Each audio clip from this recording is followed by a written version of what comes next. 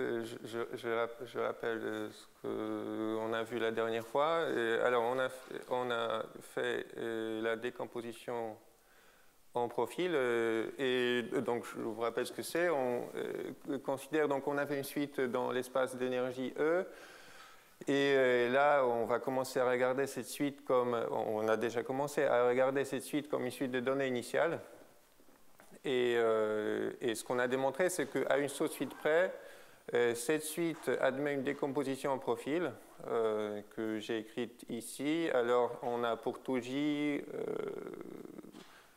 ça c'est pour tout J, et pour tout N, on peut écrire comme somme de UNJ en 0 plus le reste, W, NJ. Et donc UNJ, c'est défini comme le profil UJ en temps T, UNJ en temps T, c'est défini comme UJ, le profil linéaire en temps T moins TNJ, donc translaté en temps et remis à c'est R. Il manque R ici, et il manque le remis à l'échelle. R divisé par lambda. Et UJ, c'est le profil linéaire, donc un profil linéaire, donc résout l'équation linéaire correspondante. Et ce qu'on sait, c'est que quand on prend beaucoup de profils, on prend la lim sup en n, alors on se ricarse, le reste tend vers 0, tend pas forcément vers 0 en énergie, mais on a démontré que ça tendait vers 0 en ricarse. Et on peut supposer qu'on a trois cas.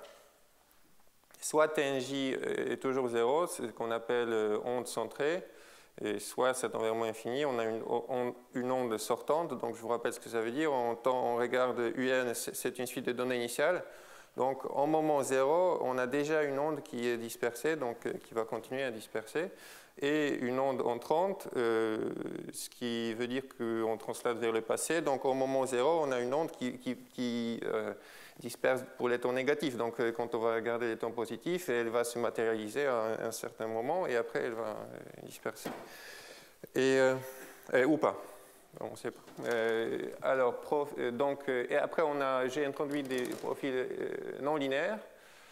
Les profils non linéaires sont définis par cette condition-là. Donc, au moment 0, le profil non linéaire doit converger vers le profil linéaire. C'est comme ça que c'est défini.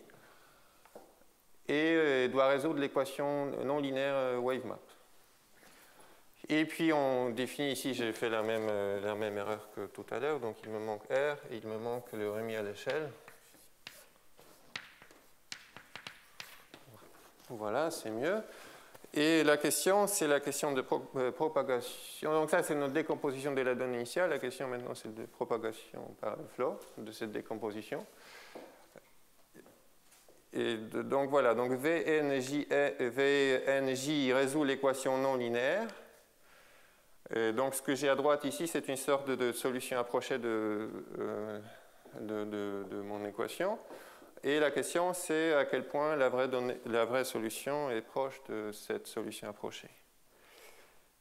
Voilà, donc quelques remarques, une remarque que j'ai oublié de faire la dernière fois, c'est que, non, je pense que ça, je n'ai pas oublié de dire que les profils non linéaires ne sont pas forcément définis pour tout temps, mais il est bien de remarquer que pour une onde centrée, c'est défini pour toute n fixe, c'est défini pour un certain intervalle autour de 0. Si c'est une onde centrée, si c'est une onde sortante, alors qu'est-ce qui se passe? Alors ça tend vers plus infini, donc la solution, le profil VJ, c'est quelque chose qui disperse par définition pour les temps positifs. En particulier, c'est défini pour tout temps suffisamment grand. Et la fonction VJ. Et si c'est une onde entrante, c'est défini pour tout temps suffisamment négatif, enfin grand négatif.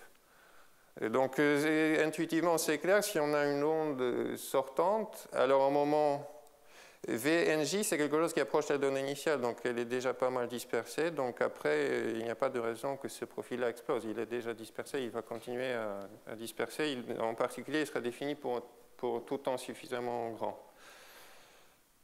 Et donc, une autre remarque que je voudrais faire, c'est que Vn, donc ici pour Vnj, si on regarde l'évolution du profil Vnj, alors au moins pour t proche de 0, c'est bien défini pour n fixe, mais quand n tend vers infini, ça pourrait converger vers 0 même, l'intervalle de définition. Par exemple, on pourrait avoir une onde en 30, potentiellement, qui, pour chaque n fixe, elle est définie pour... donc une onde en 30, ça veut dire Tn divisé par lambda, Tnj divisé par lambda nj converge vers plus infini. Donc quand je regarde cette définition, et je viens de dire que ça sera défini pour tout temps suffisamment négatif. Donc pour n fixe, si je prends en t égale 0, c'est bon, ça sera défini en 0 parce que ça va converger vers moins infini.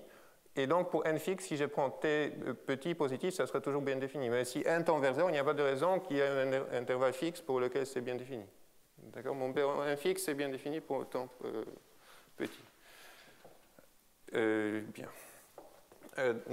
Bien. Et donc maintenant, ce résultat de... C'est bon, ces remarques sont... il y a des questions pour ce que j'ai dit jusqu'à maintenant?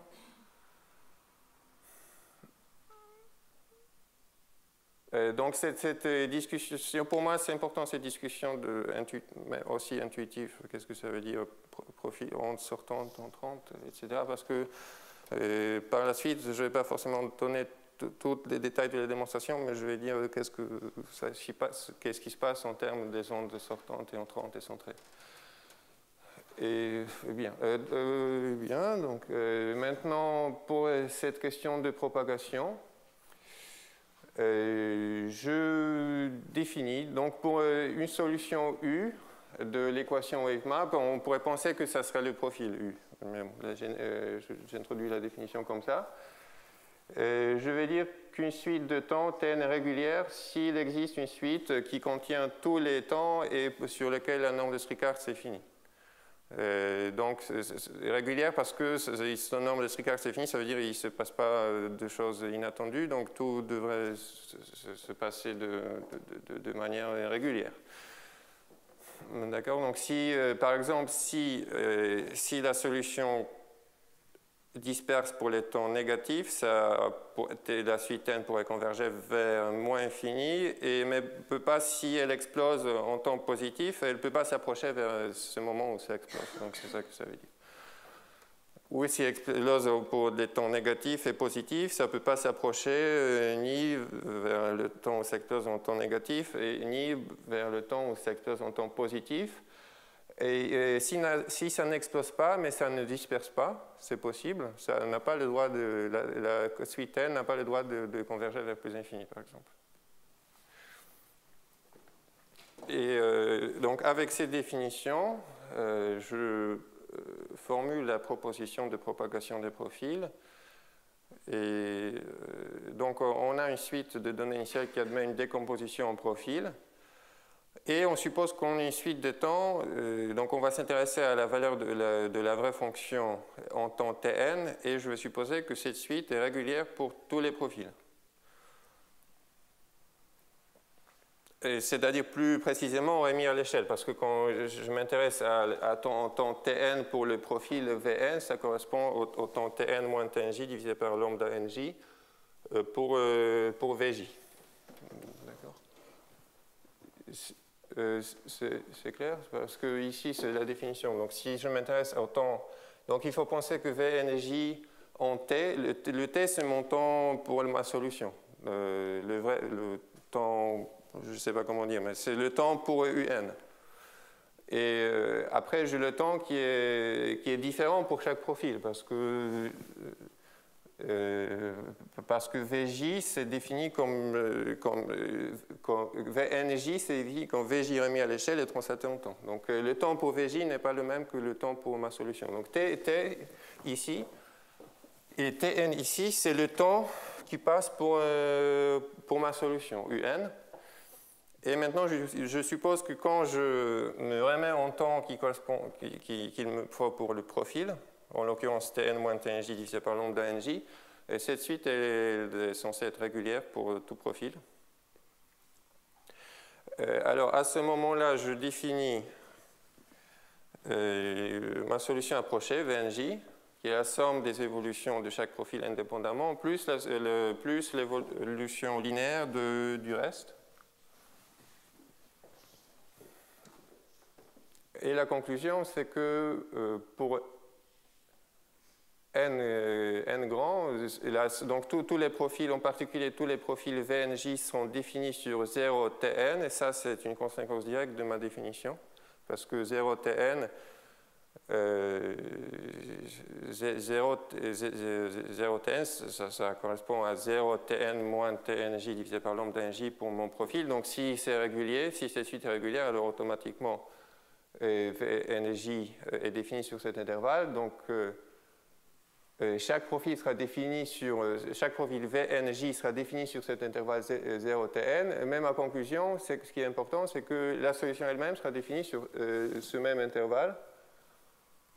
Et en plus, la différence de la vraie solution et la solution approchée en termes d'énergie et en termes de Srikart converge vers 0 quand je prends de plus en plus de profils. Et en plus, j'ai la décomposition de Pythagore, j'ai l'expansion de Pythagore, donc la norme linéaire, ici c'est la norme U dtu n, c'est modulo terme petit égale à la somme des normes des profils plus la norme du reste.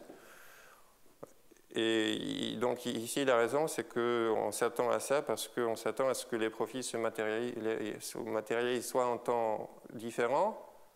Donc j'ai une onde qui est dispersée. À ce moment-là, j'ai un autre profil qui se matérialise et là, ça se découple en termes d'énergie, soit en échelle. Donc j'ai deux qui se matérialisent en même temps, mais sur des échelles asymptotiquement différentes et ça se découple aussi. Alors, donc, en général, il y a deux voies pour après continuer. Je ne serai pas vraiment obligé d'avoir cette décomposition. Je vais faire la remarque peut-être plus tard, ça sera plus clair. Oui.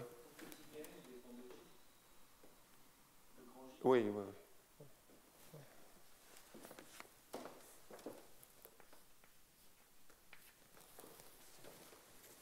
Merci.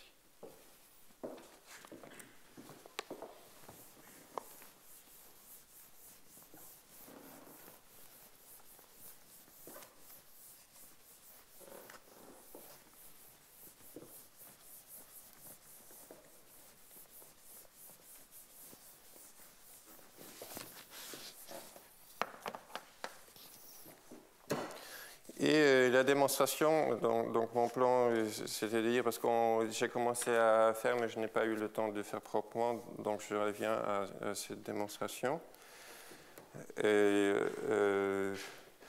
donc l'idée, c'est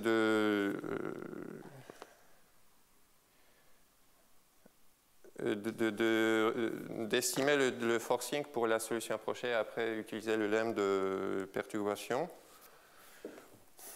Donc l'équation pour Vnj, et l'équation pour Vnj, c'est la suivante. Donc preuve.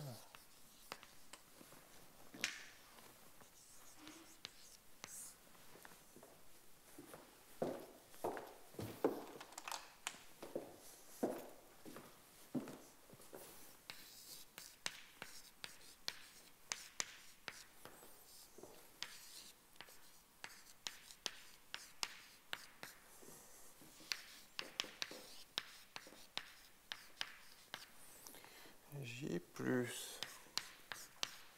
Donc ça, c'est mon équation pour une solution. Pour une vraie solution, ça serait 0, mais ici, ce n'est pas 0, c'est Hn, et qui est donc. Je réécris ce que je viens d'écrire ici.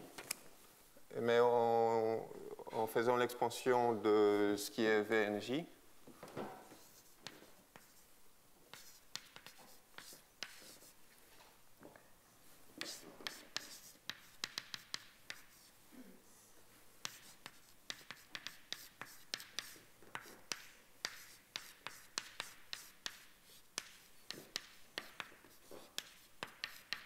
C'est W ça. Je ne sais pas combien de parenthèses il me faut. 1, 2, 3 peut-être. Et j'enlève les non-linéarités qui correspondent à chaque profil, parce que chaque VNJ résout l'équation, donc j'obtiens les termes non linéaires pour chaque profil.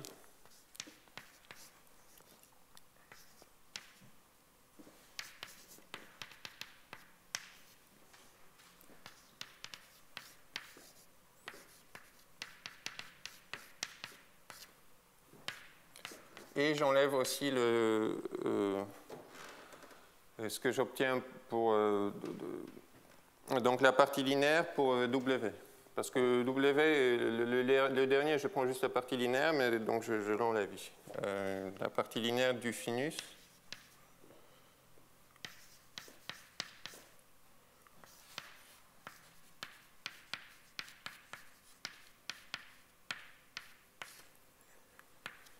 Et voilà. Et je dois estimer donc la borne, le fait que c'est borné uniformément en énergie et en Stricars, là il n'y a pas de grand changement. Et ce qu'il faut voir, c'est que le forcing en L1, L2 est petit. Donc il nous faut estimer Hn, qui dépend de J aussi, pardon. J'ai toujours en L1, L2.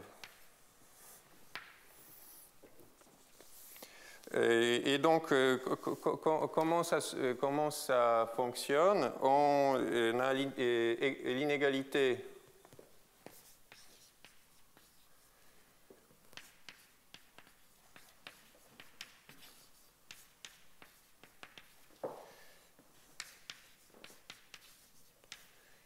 estimée par alpha carré bêta plus bêta cube. Et donc, c'est quoi alpha pour moi et c'est quoi bêta pour moi? Alpha, ça sera la somme de tout ça, de tous les profils, et bêta, ça sera la partie W. Ça, c'est pour me débarrasser tout de suite de la partie W. Donc, ça nous permet de montrer donc, W, NJ, et c'est une petite contribution.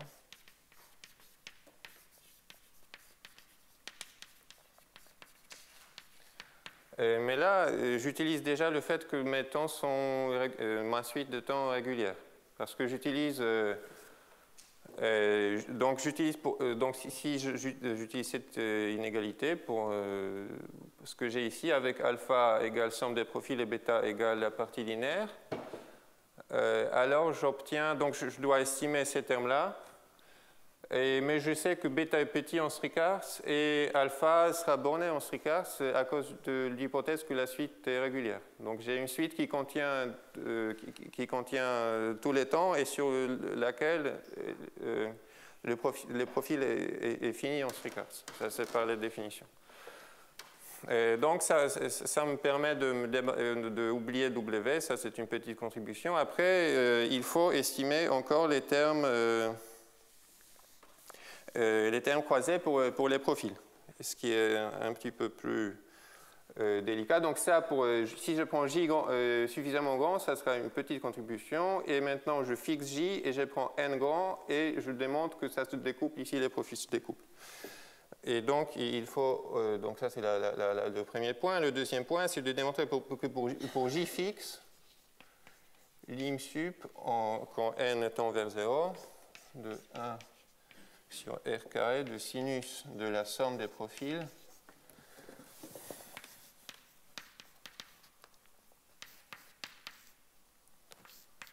moins la somme des sinus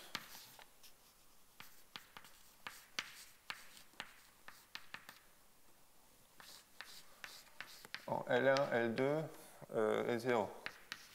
pour J fixe.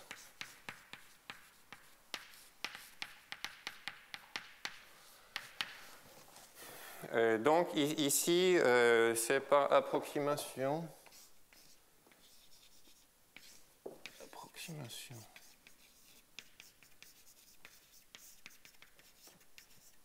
De VJ des profils avec des fonctions C0 infini, mais qui sont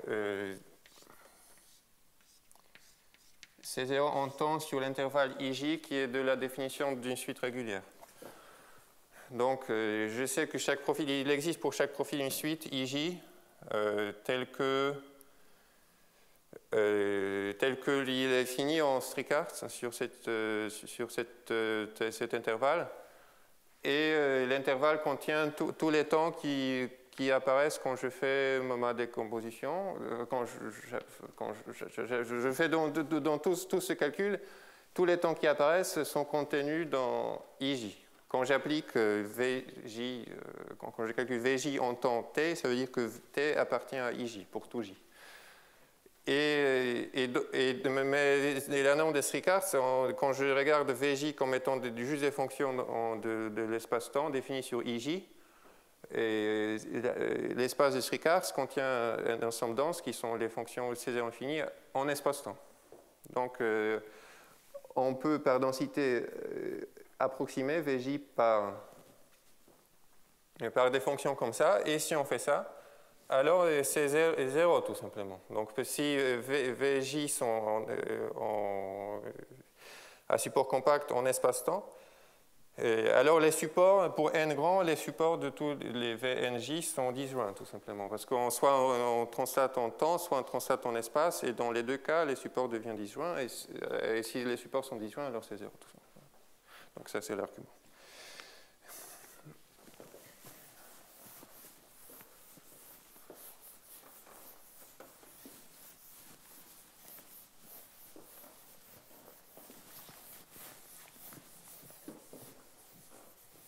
Maintenant, le deuxième point, c'est l'orthogonalité. Et pour l'orthogonalité, je ne vais peut-être pas faire tous les détails parce que je me prends plus de temps que j'ai prévu. Mais ce qu'on peut faire, c'est de dériver en temps le produit scalaire. Et bon, donc regardons ce que ça donne. Donc ce que je propose, c'est qu'on a la presque orthogonalité. Quand on calcule la norme, UN. Déjà, donc j'ai démontré ça déjà. Donc il me suffit de démontrer ça pour UN remplacé par VNJ. Parce que la norme de UN, c'est la même chose au modulo petit terme que la norme de VNJ. Donc, je peux oui, j'ai raison. Si la norme, donc j'ai envie de démontrer, parce qu'il y a deux limites, donc ça devient un peu compliqué, mais je pense que c'est bon quand même. Donc, ici, c'est les mêmes limites. Donc, si je démontre que la norme, donc ça, on a fait déjà, hein, la norme d'énergie de UN dt UN, c'est modulé un petit nombre, la même que la norme de Vn dt Vnj, alors je peux remplacer UN par Vnj ici. Et calculer la norme de Vnj.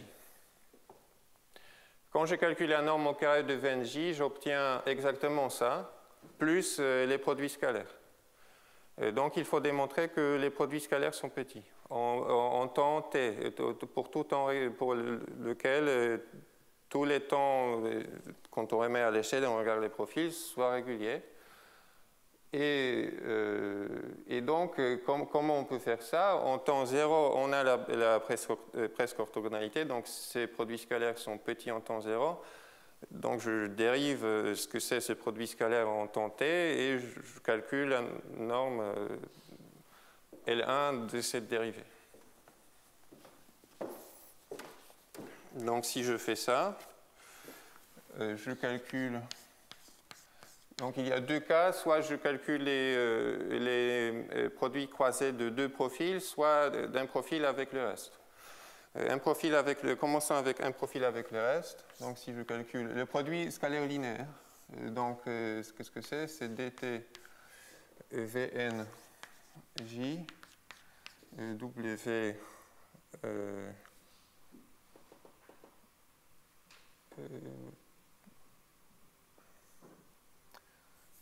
c'est dt st WNJ point plus VNJ avec LK, l'opérateur linéarisé autour de 0 de ST de ça.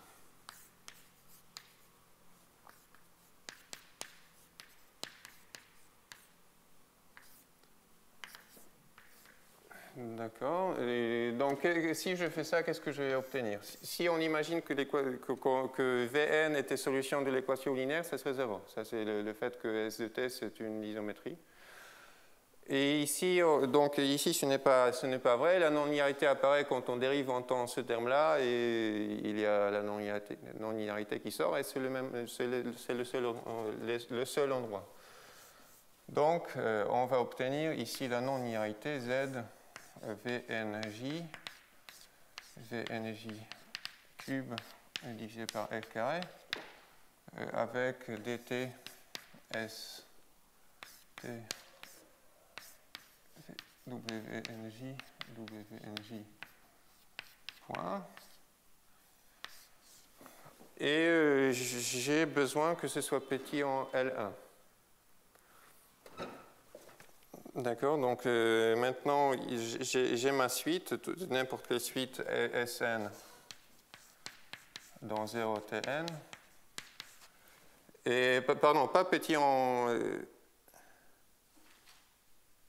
mais c'est pas petit en L1, c'est l'intégrale qui doit être petite. Parce que c'est juste les nombres réels que je dérive. Donc je dérive un nombre réel et après je réintègre. Donc c'est le théorème de j'ai oublié comment ça s'appelle. D'accord. C'est des fonctions réelles, donc je la dérive, après je la réintègre, j'ai besoin que ce soit petit.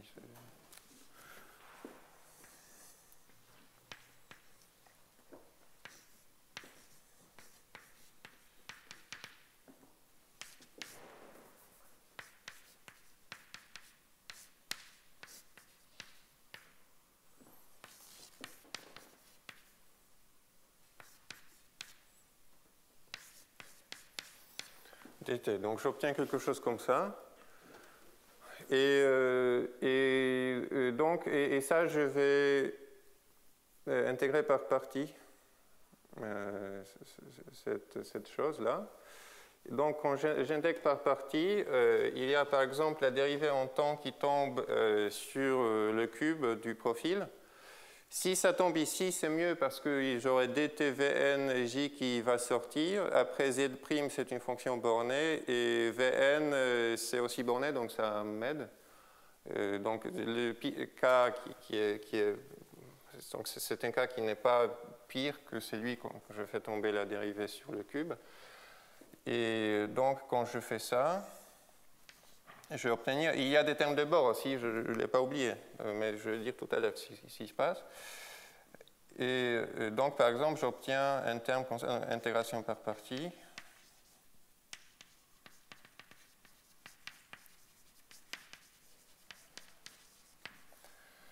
Et j'obtiens quelque chose comme ça. dt Vnj fois le carré divisé par f carré avec WNJ. Bon, et il se passe quoi? Il se passe que ça, c'est borné en énergie, en L2, en L infini, avec, en L2, pardon. Donc ça, c'est L infini L2. Et ici, on reconnaît la même forme que le forcing. Donc ça, c'est dans L1, L2, mais c'est petit dans L1, L2, parce que j'ai W qui est petit en Srikars. Donc tout ça, c'est petit dans L1, L2. Et donc c'est bon pour ce terme. Et les termes de bord, il y a les termes de bord qu'il faut un petit lemme pour les traiter, mais l'idée c'est que ici, c'est pas pareil que pour l'équation des ondes. Donc il y a quand même quelque chose qui se passe un peu particulier. Et donc les termes de bord, c'est parce que termes de bord.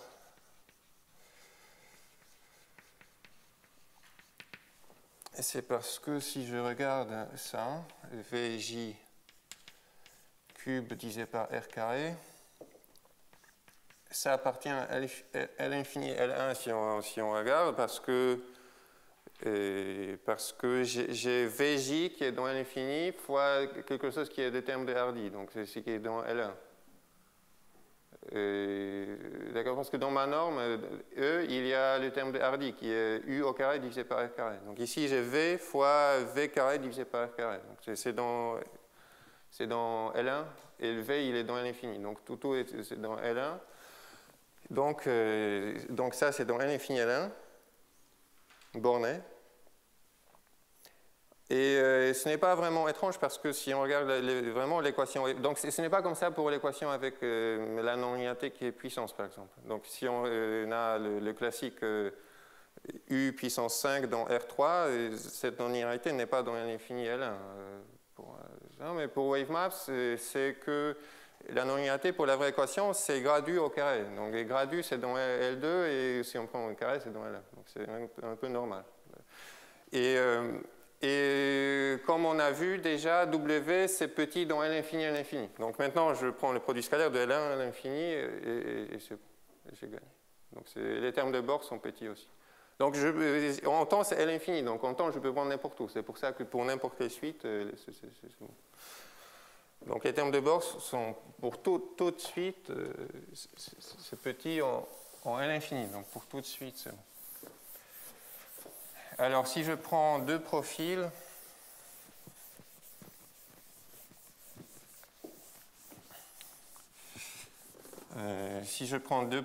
c'est un peu la même histoire. Il y a une sorte de decoupling qui est assez semblable à ce qui se passe ici. Donc, je ne vais peut-être pas rentrer dans les détails parce que j'ai envie de passer à concentration, compacité. Et parce qu'il faudrait que je démontre un petit lemme pour faire ça. Mais donc pour les termes croisés, donc les termes croisés qui sont de types différents, où je prends deux profils différents.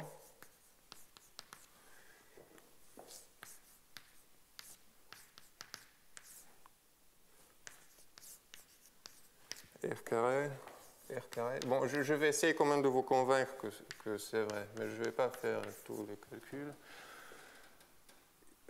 C'est la même chose, je vais faire intégrer par partie pour que la dérivée temporelle tombe ici. Et après, j'ai des termes croisés donc aussi intégration par partie. Et donc j'aurai par exemple les termes 0 Sn. La même qu'ici, Z VNJ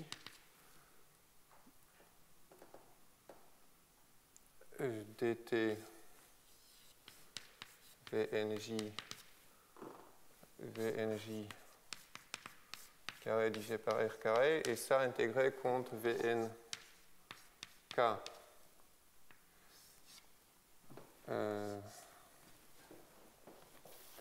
Et ici, ce n'est pas si facile parce que ce n'est pas petit en termes de Srikars, donc on ne peut pas conclure comme avant. Mais comme c'est tout irrégulier, ça se découpe en échelle, on peut faire un argument similaire par densité. Donc ici, ça s'estime juste en L infini L2. Après, j'ai besoin de... donc par exemple, je peux dire que par densité, je vais remplacer ce profil par une fonction C0 infini. Après, je vais faire un argument similaire qui montre que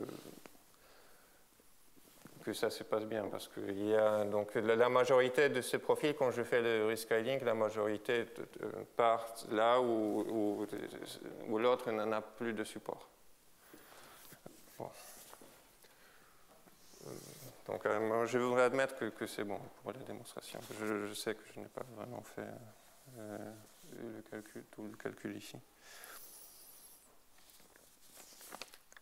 Bon, donc moi je voudrais dire que j'ai démontré la proposition, d'accord, parce que bon, désolé, mais l'idée, j'ai montré l'idée.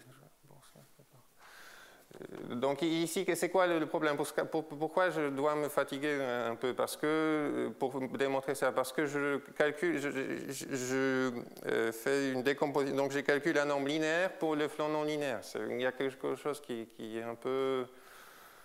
Ce n'est pas aussi canonique, disons, que ce qu'on a fait la dernière fois. Donc il y a deux choix essentiellement quand on fait ce type de démonstration. Soit il faut calculer la norme linéaire pour les flancs non linéaires, soit les énergies non linéaires pour la décomposition linéaire. Donc il faut faire l'un des deux. Les deux sont un peu pas immédiats à faire, je dirais. J'ai fait le premier choix ici. Bien.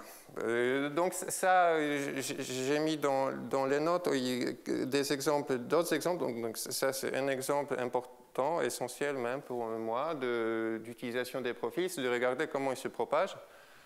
Et après, il y a d'autres exemples un peu similaires qu'on peut voir aussi comme une sorte d'application aussi de cette proposition. Par exemple, j'ai mis dans les notes l'application qui a été aussi considérée par Barouille et Gérard de continuité faible du flow dans l'espace d'énergie. Donc, on peut montrer que, par exemple, si j'ai une suite de données initiales qui convergent vers faible, vers une certaine donnée initiale, et qui sont, donc j'ai une suite UN0 point qui converge vers U0 point faible, mais qui est toujours proche. Donc tout de suite appartient à une petite boule autour de U0 point. Et la solution qui correspond à U0 point existe pendant un certain temps. Après, donc, pour tout temps pour lequel ça existe, la suite correspondante des solutions UN au moment donné va converger faible vers cette solution.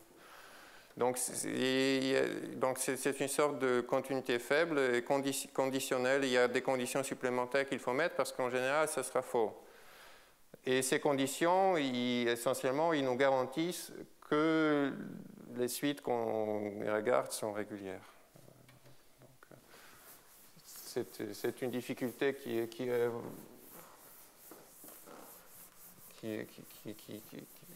avec laquelle il faut toujours lutter, contre laquelle il faut toujours lutter. Ici, c'est de s'assurer que les suites sont régulières.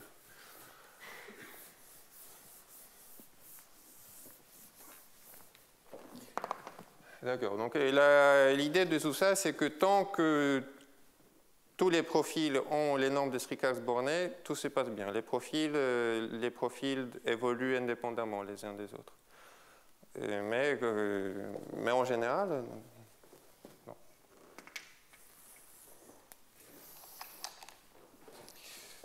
OK.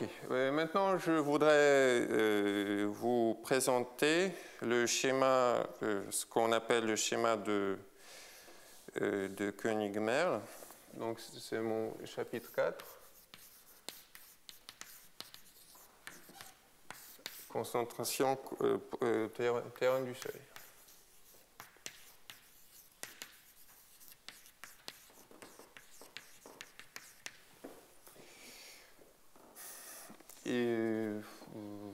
D'accord, donc c'est concentration, compacité, rigidité.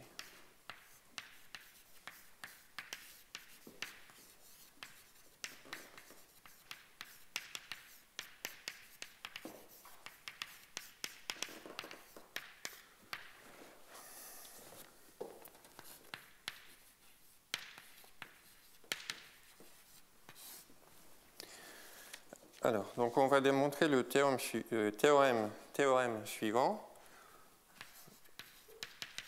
soit U, une solution qui est définie sur un intervalle de temps fini ou infini dans l'espace d'énergie, une solution forte.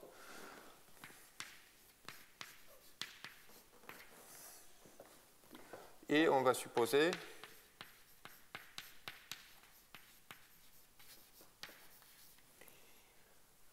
que la solution est bornée dans E.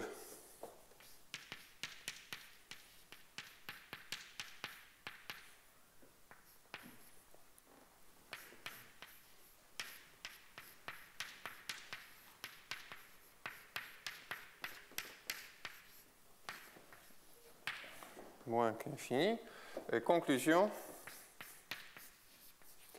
Alors, elle est définie globalement et disperse. T plus égale plus infini et U se disperse. U de T se disperse quand T tend vers infini. Et après, la prochaine fois, je vous le dis, typiquement, c'est formulé un petit peu différemment en termes d'énergie. C'est que si l'énergie est strictement plus petite que ce que j'avais dit au premier cours, mais c'est très facile à voir que c'est une conclusion. Donc c'est quelque chose d'un peu plus fort. Un peu plus fort que ce que j'avais annoncé. Et je vais dire la prochaine fois comment on obtient ce que j'avais annoncé de ce qui est écrit ici.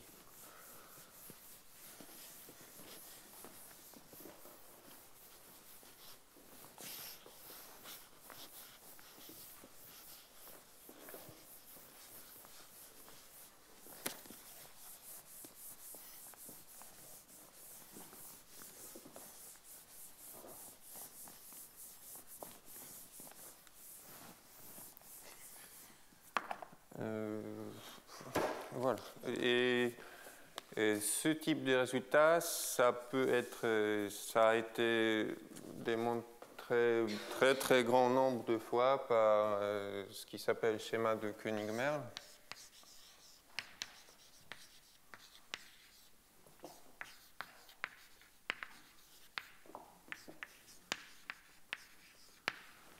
Et c'est ce que je vais raconter maintenant. Je commence la preuve. Et la preuve, elle procède par contradiction. Donc je suppose que ce n'est pas vrai et je définis. Donc tout est jusqu'à la fin, on va supposer que c'est faux.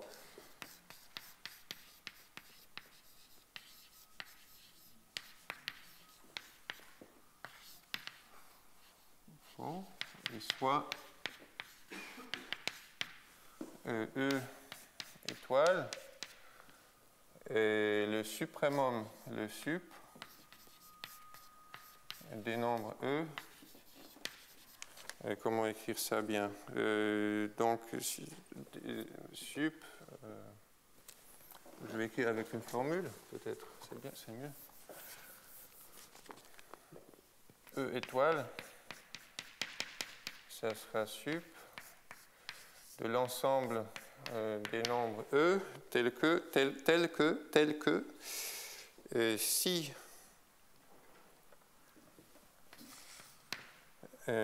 sup pour temps 0 t plus qui vérifie ma conclusion. Donc si sup t appartient à 0 t plus de ut dt ut E c'est plus petit que E, alors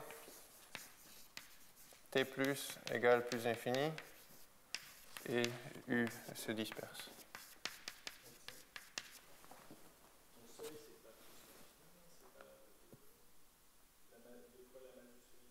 Alors oui, c'est ce que je viens de dire. C'est que c'est la norme, c'est pas l'énergie. C'est E, la norme dans l'espace E.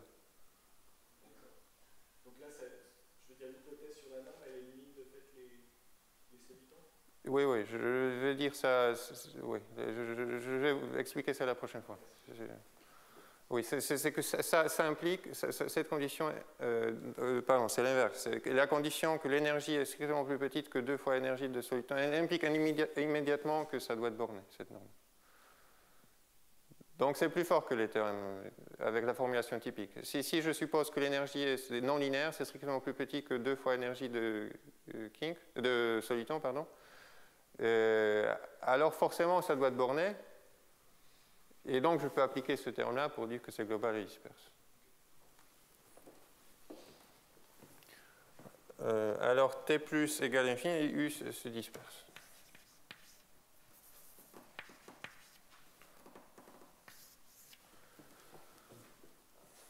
Et voilà. Donc, qu'est-ce que je sais? Je sais que c'est strictement positif. Pourquoi? Parce que même si je regarde seulement en temps, si je prends E qui est petit, et je regarde seulement en temps 0, je suppose que la donnée initiale est petite en énergie, alors la théorie de Cauchy me montre qu'elle existe globalement et se disperse. Donc E étoile, c'est plus grand que 0 par théorie de Cauchy.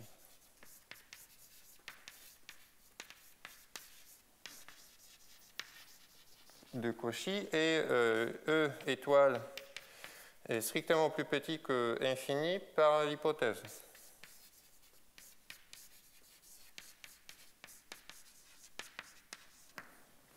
Par l'hypothèse qu'on a faite que le théorème est faux. Donc si E étoile, donc autrement dit, si E étoile est infini, alors c'est bon, on a démontré le théorème. D'accord.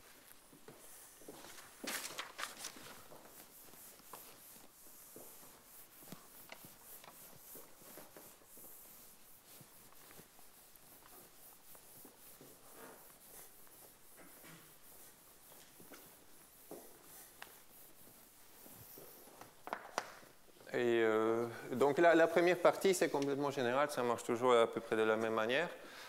Et donc la manière de laquelle ça marche, elle est la suivante. On a le premier lemme. Il existe une solution U de wave map telle que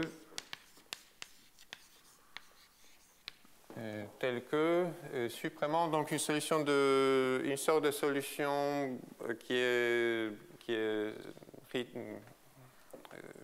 threshold, qui est seuil, au seuil de l'énergie. Donc il vérifie suprêmement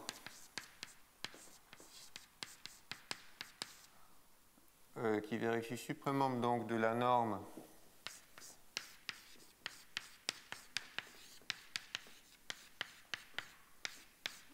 E égale exactement à E étoile et ne se disperse pas.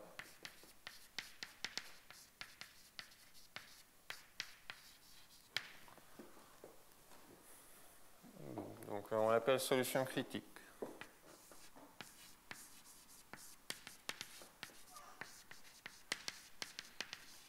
Ce n'est pas au sens critique habituel. C'est critique parce que si je descends en énergie, ça va disperser déjà, et au-dessus, je ne sais pas. Donc, solution critique UC. Alors, démonstration.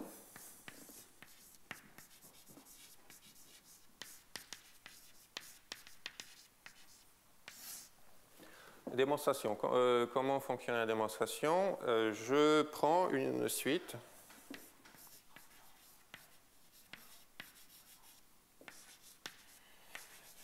Une suite de solutions.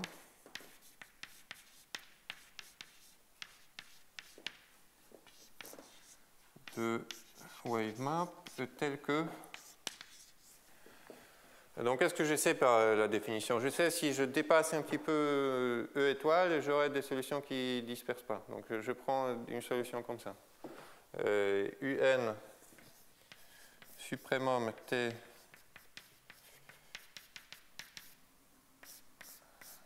UN dt UN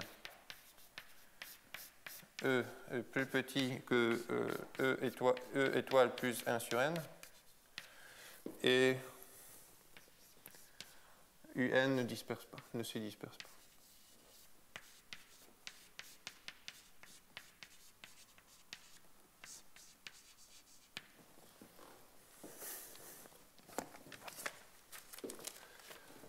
Et maintenant, on dit quoi? On dit qu'on va décomposer en profil la suite des données initiales.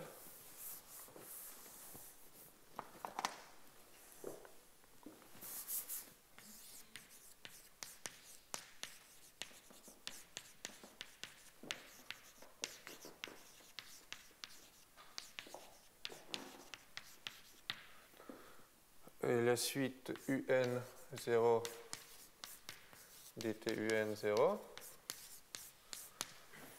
D'accord, on décompose en profil et l'idée c'est quoi? L'idée c'est que si tous les profils dispersent pour les temps, se dispersent pour les temps positifs, alors par la proposition qu'on vient de voir au début, c'est la solution elle-même qui se disperse pour n grand.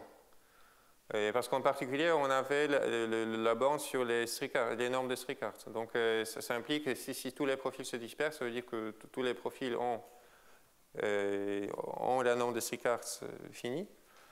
Et ça impliquerait que pour n grand, la solution elle-même a des normes de Strickart finies, ce qui est impossible parce qu'elles ne se dispersent pas. Donc l'idée de base, c'est de dire il y a donc au moins un profil qui ne se disperse pas. Bon, après, vraiment, il est presque 11 heures, donc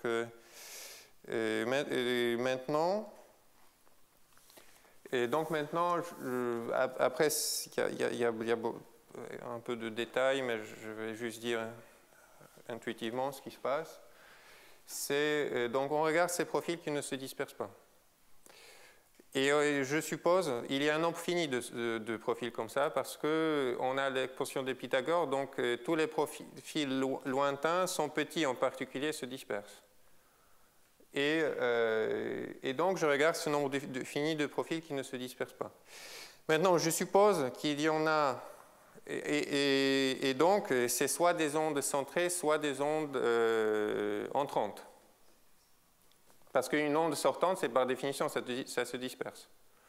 Donc j'ai un moment initial, j'ai soit une onde centrée, soit une onde entrante. Et je suppose que ma conclusion est fausse. Donc je suppose que pour chaque profil comme ça, il y a un temps où ça dépasse le seuil d'énergie E étoile. Parce que si ça ne dépasse pas mon seuil d'énergie étoile, c'est bon, j'ai fini, c'est mon profil que je cherchais. Donc ce serait ce profil-là qui me montre le fait que ça sera mon UC. Oui.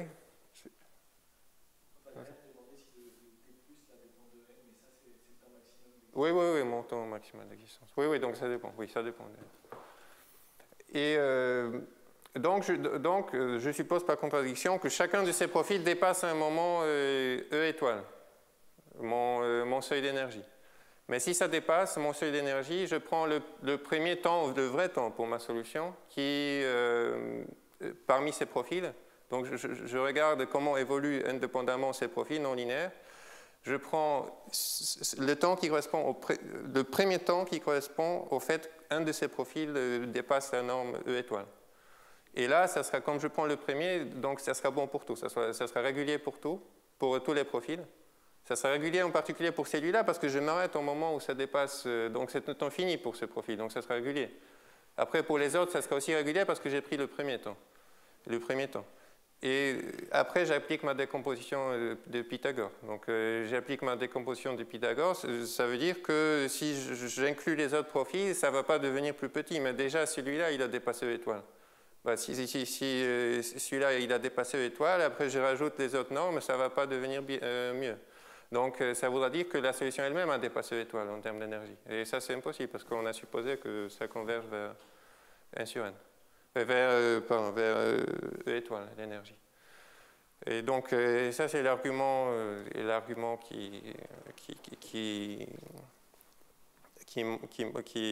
qu'on utilise habituellement pour montrer. Comme j'ai dit, il y a deux cas. Donc, il y a une variante. un peu différente de faire cette preuve qui consiste à calculer l'énergie non linéaire. Donc, il y a l'alternative. Donc, j'ai montré une possibilité typique. Donc, les deux existent dans la littérature. Donc, moi, je ne dis pas, je n'ai pas de préférence. Moi, je pense que les deux sont plus ou moins... plus ou moins enfin, il n'y a pas une méthode qui est meilleure, à mon avis, que l'autre. Juste, il faut choisir l'une ou l'autre. Donc, ça, c'est une possibilité. De regarder les profils, comment ils évoluent, après de s'arrêter au moment où ça dépasse, on fait l'expression de Pythagore et on voit que c'est impossible. Donc ça veut dire que chaque profil, aucun profil ne peut dépasser E étoile en termes d'énergie à cause de l'expansion de Pythagore. Et donc, c'est ce profil, donc je prends n'importe lequel parmi ces profils et c'est ça mon élément critique. Donc, je vais juste écrire ça. Donc, il y a en moins un profil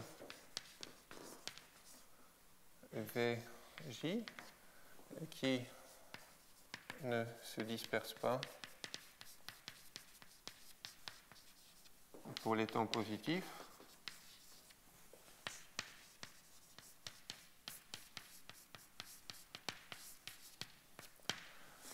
Et en appliquant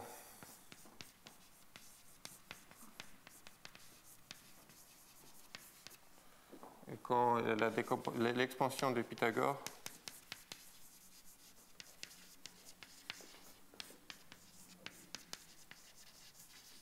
mais non linéaire. Donc l'expansion de la norme linéaire pour le flanc non linéaire.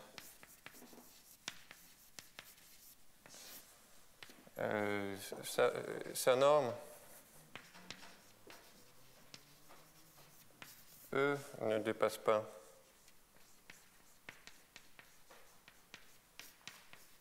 E étoile. Donc, il vérifie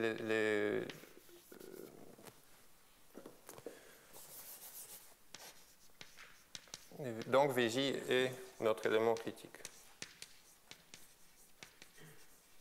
Un élément critique, il n'y en a pas forcément un seul, est un élément critique.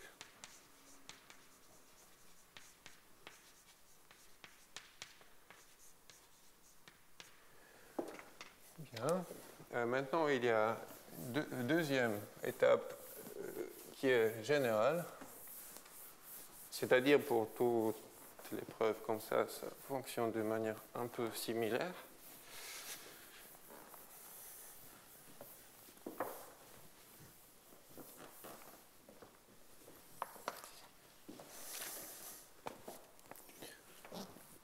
Alors, j'introduis la définition. Je continue encore 5-10 minutes. Après, on va faire une pause. Après, je vais faire la deuxième partie plus courte. Et définition. Une solution U dTU a la propriété de compacité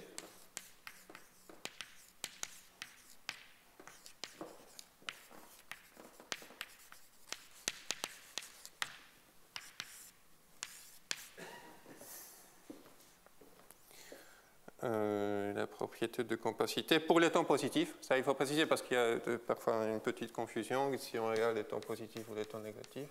Moi, je regarde que les temps positifs ici. Pour les temps positifs,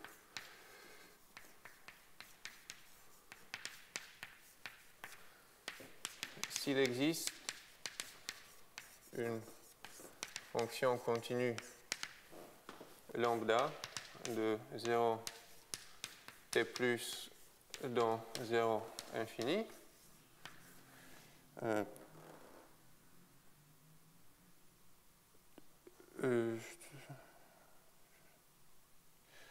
oui, tel que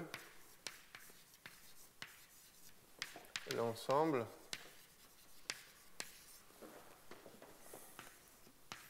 U de t, dtu t, est remis à l'échelle lambda t, 1 sur lambda t, ça convient mieux d'écrire comme ça, est précompact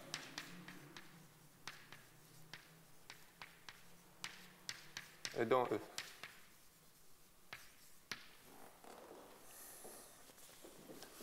Voilà, je regarde l'évolution jusqu'à temps, c'est seulement proche du temps final d'existence, parce que si on regarde un intervalle compact de temps, c'est forcément compact, comme image continue d'un ensemble compact. Mais là, si on regarde les temps qui approchent T+, ça devient pas clair si c'est compact ou pas. Pas par exemple, si la solution disperse, donc un exemple d'une solution qui n'a pas cette propriété, c'est une solution qui disperse. Si j'ai une solution qui disperse, alors sur aucune échelle, et ça on a vu au premier ou deuxième cours, je ne me souviens plus, c'est pour faire la décomposition linéaire qu'on a dû vérifier ça. Que si j'ai une solution qui disperse, alors sur aucune échelle elle n'est compacte. Donc, par exemple, une solution qui disperse n'a pas la propriété de compacité. Une solution typique qui a la propriété de compacité, c'est une solution stationnaire. Ça, il n'y a pas besoin même de remettre à l'échelle, c'est compact parce que c'est juste un point.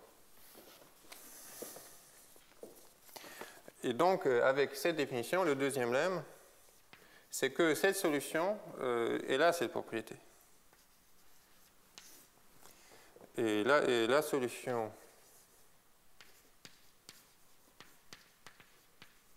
UC a la propriété de compacité.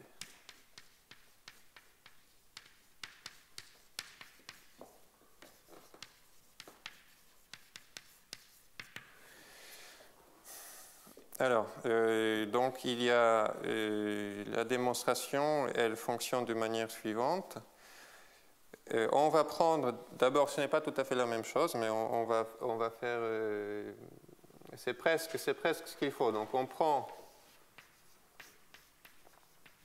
n'importe quelle suite de temps Tn qui converge vers T+, et ce qu'on va démontrer,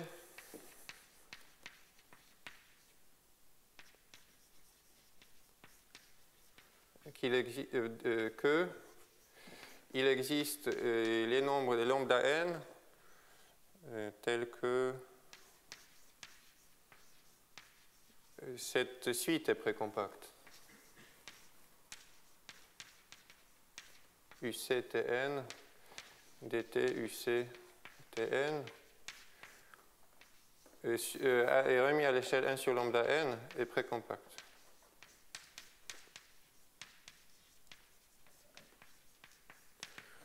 Bon, qu'est-ce qu'on peut faire pour ça?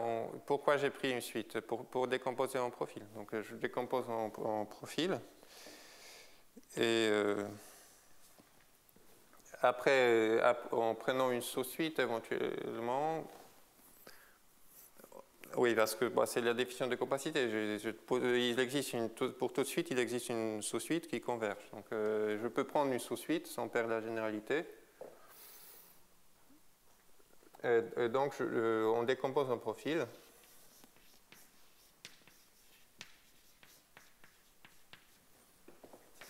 UC-Tn et dt UC-Tn en profil.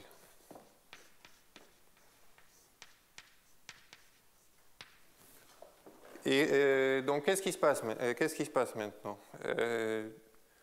C'est un élément critique, donc la norme dépasse jamais E étoile, qui est le nombre minimal qu'il faut dépasser pour ne pas disperser. Donc, on décompose en profil ces suites-là. Qu'est-ce qu'il faut montrer? Il faut montrer, pour avoir la conclusion, c'est équivalent pratiquement à dire qu'il y a un seul profil, que c'est une onde centrée et que le reste se converge vers zéro en termes d'énergie. D'accord, donc la première chose, qu'il y a un seul profil, et après, mais ça ne suffit pas, parce que j'autorise seulement de remettre à l'échelle. Donc il faut en plus que ce soit une onde centrée. Mais si j'ai un seul profil qui est une onde centrée, alors je peux remettre à l'échelle et ça va converger vers ce profil, donc j'aurai la compacité. Et en plus, il faut que l'erreur, W, il converge vers 0 quand n tend vers l'infini. Et comment on démontre ça? Alors, si on suppose qu'il y a... donc, c'est pareil, la première étape, c'est un peu la discussion similaire qu'avant. J'ai un nombre fini de profils qui ne se dispersent pas. Et...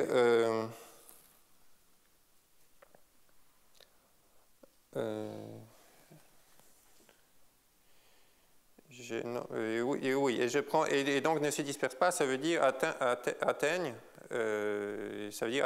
presque E étoile, la norme E étoile presque, E étoile moins epsilon.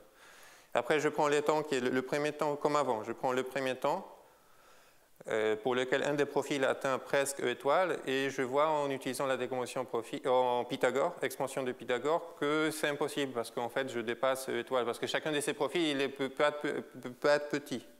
Et parce que s'il était petit, il se disperserait. Et donc ce que j'obtiens, c'est qu'il y a un seul profil qui ne se disperse pas pour les temps positifs. Et ça sera ça mon profil, mon onde centrée. Après, je vois par l'expansion de Pythagore, encore une fois, que tous les autres profils, on ne peut pas avoir d'autres profils. Parce que mon profil, celui que j'ai pris, c'est celui qui ne se disperse pas, il a la norme, il atteint presque la norme E étoile. Donc par l'expansion de Pythagore, ça me prend déjà toute la norme. Donc je ne peux pas avoir un autre. Et donc ça montre qu'il y a un seul profil. Mais ça montre aussi par le même argument, parce que dans l'expansion de Pythagore, il y avait la norme de W aussi. Donc ça montre aussi que la norme de W tend vers 0. Et maintenant, le dernier point, c'est pourquoi c'est une onde centrée. Alors, pourquoi ce n'est pas une onde sortante? Parce que ça ne se disperse pas. Et une onde sortante, ça se disperse. Donc, onde sortante, c'est facile. Et après, pourquoi ce n'est pas une onde entrante? Donc, imaginons maintenant, je vais juste faire un dessin. Pourquoi ça ne peut pas être une onde entrante? Et donc, ça, c'est ma suite. Temps final d'existence, fini ou infini, T+. Et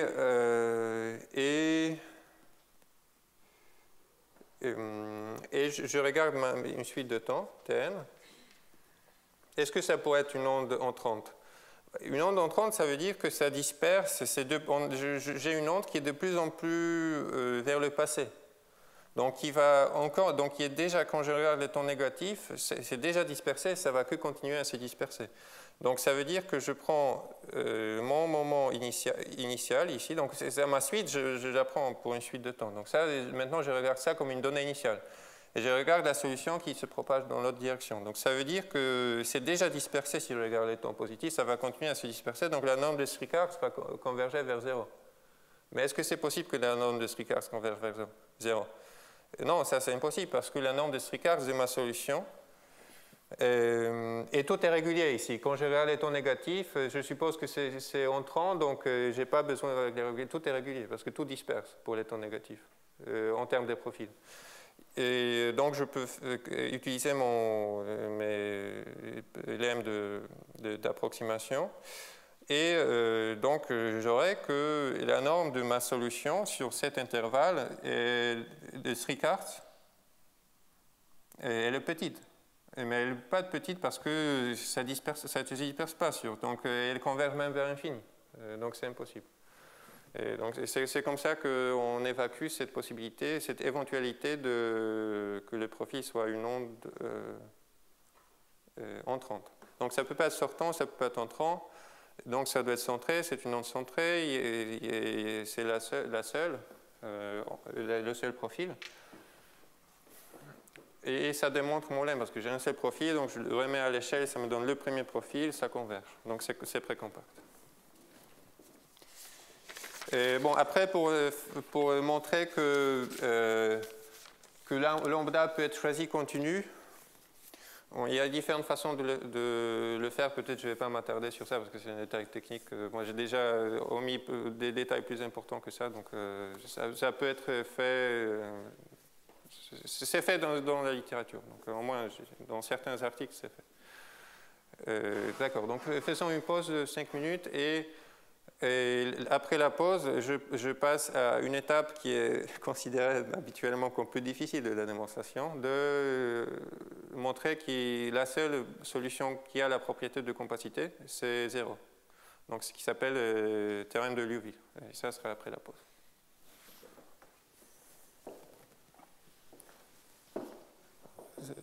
Bien.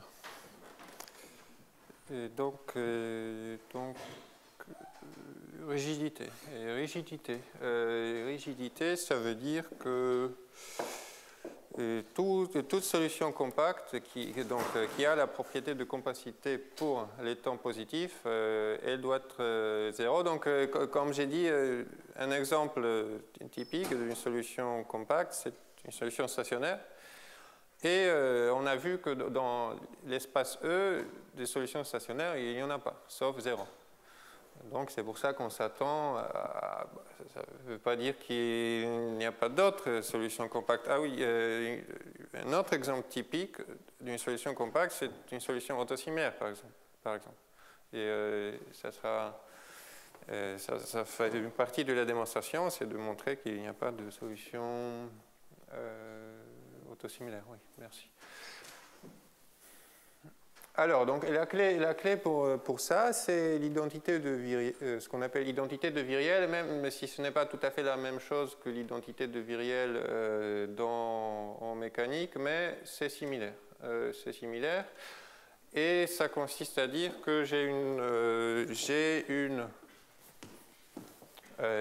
formule, donc ça c'est une formule. Donc je définis ma fonction cutoff comme ça, je définis mon énergie extérieure.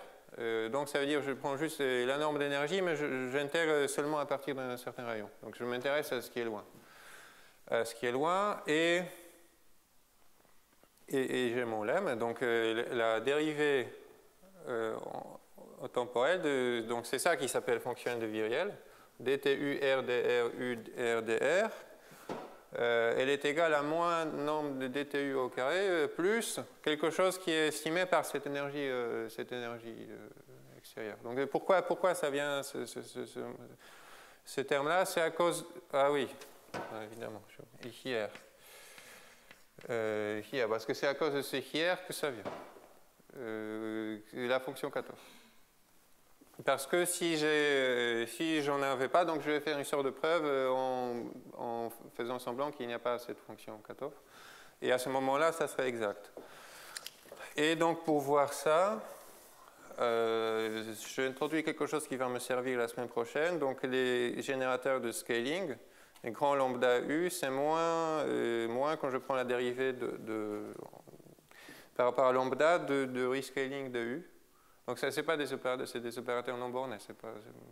Parce que c'est exactement cet opérateur-là si on fait le calcul. Donc lambda U, c'est RDRU, par un calcul simple. RDRU. Et j'introduis aussi au passage lambda 0. Donc ça, c'est le scaling H, parce que ça, c'est mon scaling dans l'espace H, qui est juste U lambda de R égale U de R divisé par lambda. Et j'ai aussi le générateur du scaling L2, que je note lambda 0 U.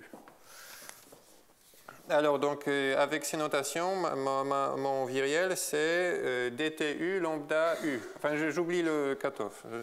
Donc, viriel, c'est dtu lambda U RDR.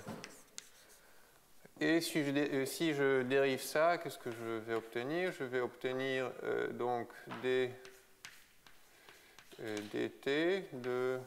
non, je dérive, donc j'obtiens dr carré U plus 1 sur R dru. Donc ça, c'est le Laplacien en deux dimensions, moins k carré sur 2r carré sinus 2u, et c'est tout. Lambda U, RDR. Non, c'est pas tout. Ça, c'est une chose. Donc, lambda U, RDR. Ça, c'est si je dérive le premier terme. Si je dérive le deuxième, ça sera dtu. Et là, ça serait lambda de dtu, mais je vais écrire lambda différemment. Je vais écrire lambda 0 moins 1. Moins 1 dtu. RDR. Parce que ça, c'est facile aussi de voir que lambda 0, c'est 1 plus RDR. Et qu'est-ce qui se passe ici, maintenant? C'est que, ça, c'est le Laplacien en dimension 2, donc je peux faire passer un gradient à droite, et là, j'aurai gradient U. Et non, mais ça ne laisse pas invariant. et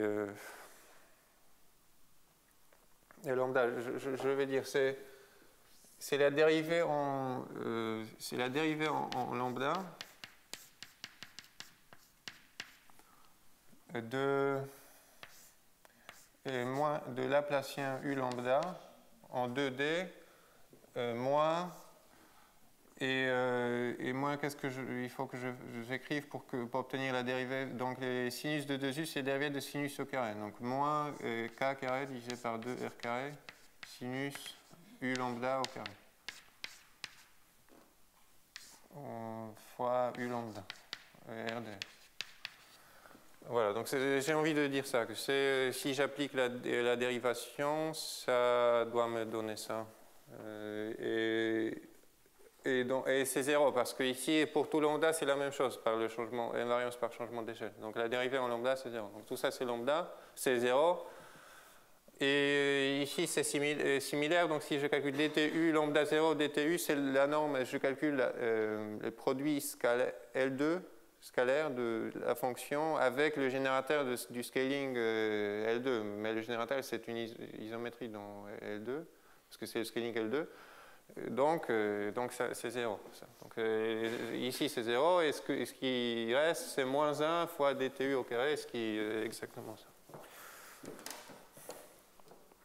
Bon, mais on peut aussi calculer, faire intégration par partie, et ça marche aussi. D'ailleurs, c'est ce qu'on a besoin de faire. Si on a la fonction cutoff, on doit faire intégration par partie, calculer juste calmement ça.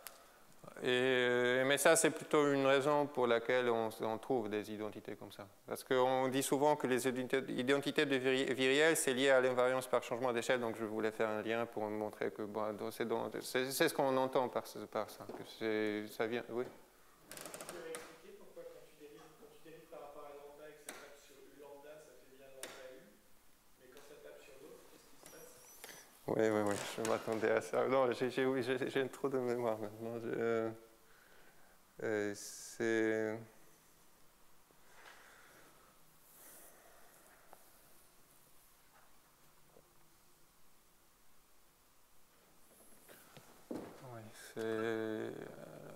Donc, oui, j'ai deux termes, effectivement. Ça tombe sur... Non, mais c'est bon, je pense. Donc, je dérive par rapport à lambda. Donc, j'ai un terme qui... La dérivation tombe ici. J'ai un terme que j'aime bien. Donc, c'est mon terme.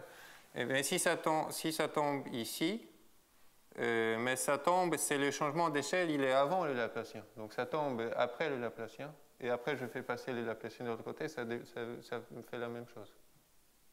Et sur le terme non linéaire, il n'y a pas de problème? Alors, le terme non linéaire, le terme non linéaire, ça me fait...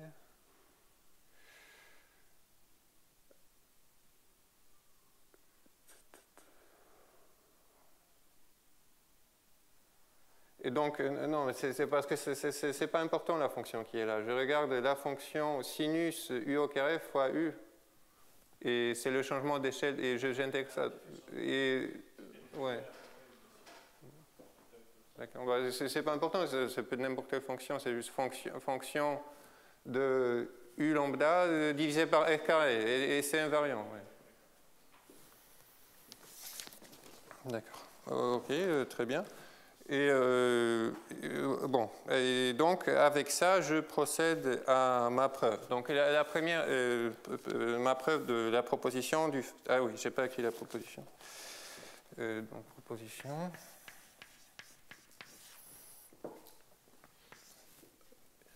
Soit U DTU solution de wave map. Et tel que qui a la propriété de compacité pour les temps positifs.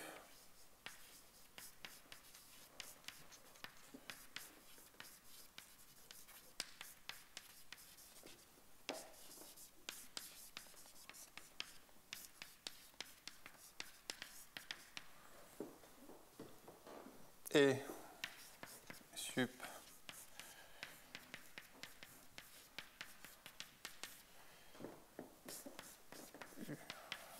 du E est fini, alors U est identiquement égal à 0. Démonstration. Et démonstration, il y a la première étape que je vais raconter un peu en termes de mots, pas vraiment en termes de formules. Et de supposer, donc, je vais écrire ce que je vais raconter, sans restreindre la généralité, on peut supposer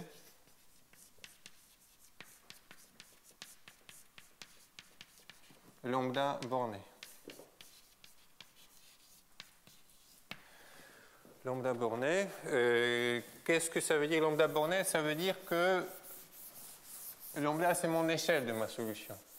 Parce que je remets à l'échelle 1 sur lambda. Donc ça veut dire que si j'ai quelque chose qui est très très loin, je ramène à l'échelle 1, et donc je prends lambda grand pour faire ça. Parce que je remets à l'échelle 1 sur lambda. Donc si j'ai quelque chose qui est loin, je dois faire un rescaling avec un nom petit, donc avec une petite échelle pour amener à l'échelle 1. Et c'est ce que j'ai fait. Donc je fais 1 sur lambda. Si lambda est grand, c'est petit. Donc lambda est bien l'échelle de ma solution que je remets à l'échelle 1. Donc lambda borné, ça veut dire que ma solution compacte ne part pas très loin dans l'espace. Et donc c'est quoi l'argument en termes un peu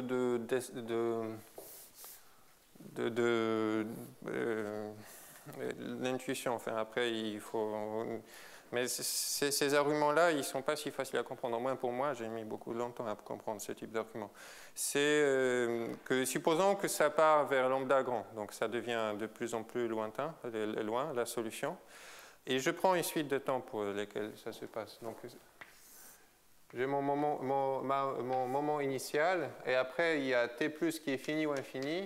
Je prends une suite de temps pour lesquels l'échelle devient de plus en plus grande. Donc, qu'est-ce que je vais faire maintenant pour produire une autre solution compacte qui ne fait pas ça, donc pour laquelle l'échelle est bornée? Donc, je vais prendre, à chaque point ici, je vais prendre ça comme donnée initiale et je vais regarder en arrière. Donc, ici, j'ai une échelle qui grandit. Disons, je prends une suite de temps où ça atteint le sup de l'échelle. Et donc, je prends ça comme donnée, pas tout à fait ça comme donnée initiale. Je remets ça à l'échelle 1, et après, je regarde dans les passés la solution. Et on peut montrer que ça marche. Pourquoi ça marche? Parce que, donc maintenant, j'ai une suite de solutions. J'ai une suite de solutions qui sont compactes, parce que cette solution-là est compacte. Donc après, je remets à l'échelle et donc c'est le même compact. Le même compact fonctionne pour toutes ces solutions. Et on peut voir qu'on peut passer, il y a une limite, on peut prendre la limite qui a la propriété de compacité avec le même ensemble compact toujours. Donc il y a un petit argument pour voir que enfin, il y a deux choses à vérifier. Donc il y a la convergence à vérifier. Il y a la convergence à vérifier après. Et donc ça c'est assez facile à voir que pour tout temps avant 0, on va dire, ça converge. Et après, il faut aussi montrer que si ça explose, alors l'échelle aussi devient petite. Et ça, on peut voir ça aussi, parce que si je prends la solution limite, je suppose qu'elle explose. Alors, oui. J'ai dit, j'ai du mal avec ce type d'argument.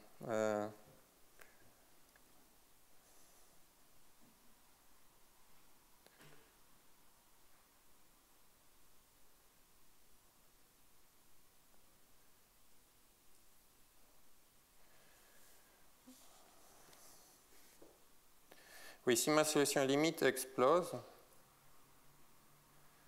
oui, c'est ça. Donc, en fait, la solution, elle doit exploser au moment qui...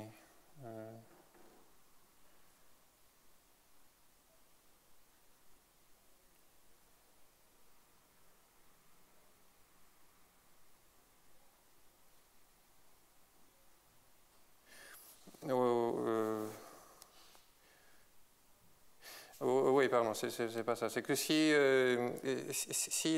les échelles ne convergent pas vers 0 et ça reste dans un compact, et, je peux prolonger la solution derrière le temps. Et après, en prenant...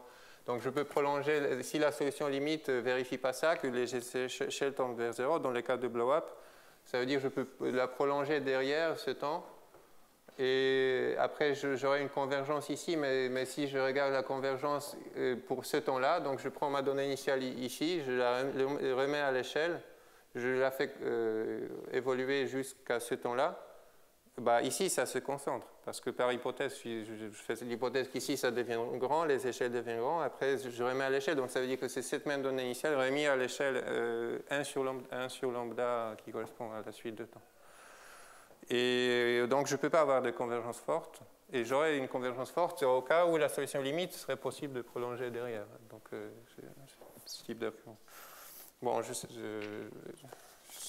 ouais.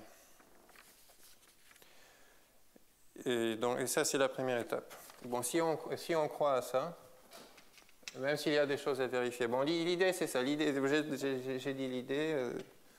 J'ai grosso modo dit des choses qu'il faut vérifier. Mais c'est possible à faire. C'est des vérifications simples, mais c'est juste qu'on se perd dans...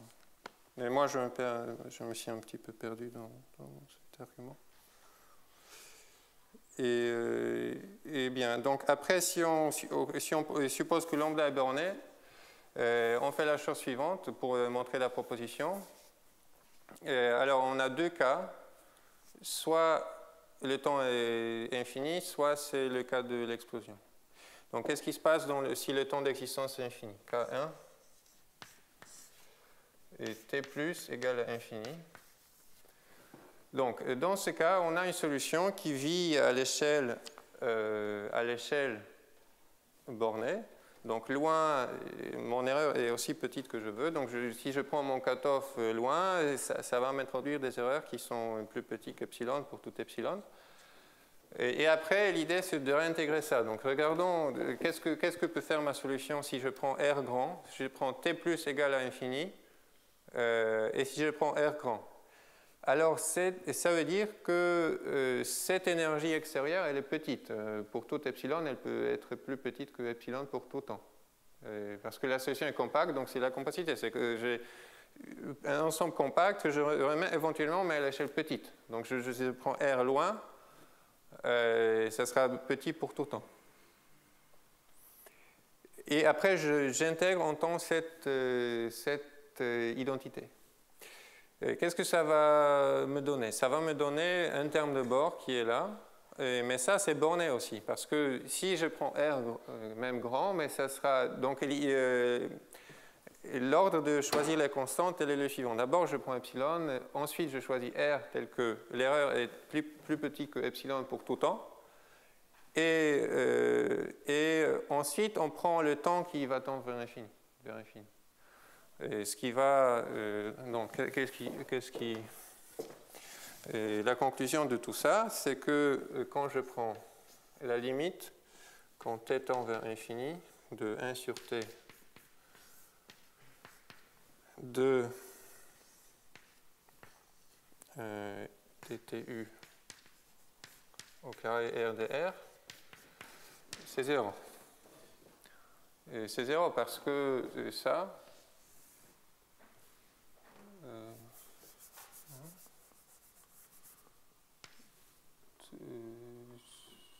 ça, c'est ma norme de dtu au carré. Donc, l'intégrale de tout ça,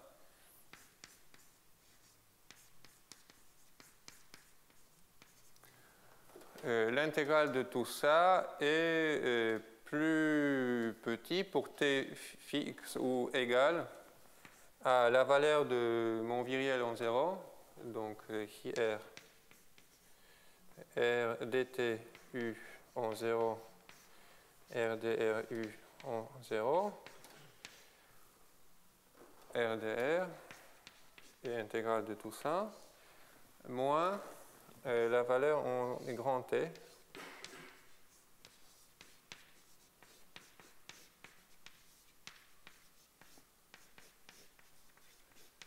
RdR.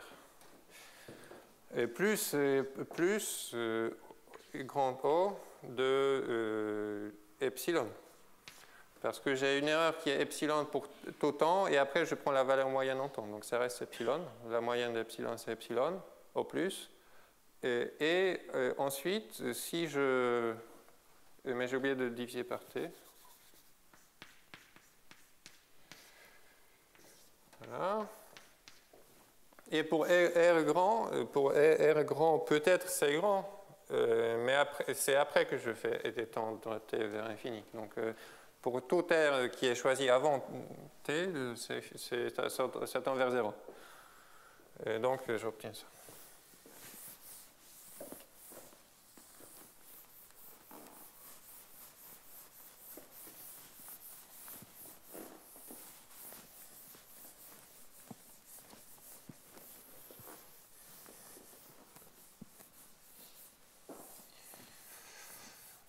Et maintenant, j'utilise encore une fois la compacité. Parce que imaginez maintenant que... Et qu'est-ce que c'est ma solution? C'est un compact qui est remis à l'échelle. Et mon but maintenant est de montrer que... donc ce que je prétends, c'est qu'il existe une suite Tn telle que limite, quand n tend vers infini, je vais prendre intégrale de Tn jusqu'à Tn plus mon échelle, lambda de Tn. Donc pour prendre la valeur moyenne, il faut que je prenne 1 sur lambda Tn. Oui, c'est ça. De l'intégrale 0 infini dtu carré RdR égale à 0. D'accord? Pourquoi je fais ça? Je fais ça parce que ma solution U appartient à un compact et remis à l'échelle. Donc maintenant, j'ai envie de prendre cette identité et de remettre à l'échelle 1. Qu'est-ce que ça va me faire? Ça va me faire que je vais enlever ce facteur 1 sur lambda t. Bon, d'abord, pourquoi ça existe une suite comme ça? Parce que je commence quelque part, je prends un moment Tn, qui est T0, pardon, et après, je prends un moment suivant qui est T0 plus lambda de T0. Et ça sera mon T1. Et ça. Et T1, c'est défini comme ça. Après, je prends suivant qui est T1 plus lambda de T1, etc., etc. Et ça me divise mon axe en nombre infini d'intervalles. Si c'était pas vrai, ça voudrait dire que la moyenne sur tout intervalle suffisamment lointain est plus grande qu'un certain nombre, epsilon. Mais après, je ressomme et la moyenne de toute la chose serait aussi plus grande qu'epsilon à ce moment-là, donc c'est impossible. Donc c'est la preuve du fait que ça existe. Et maintenant, une fois que je sais que ça existe, je remets à l'échelle et cela implique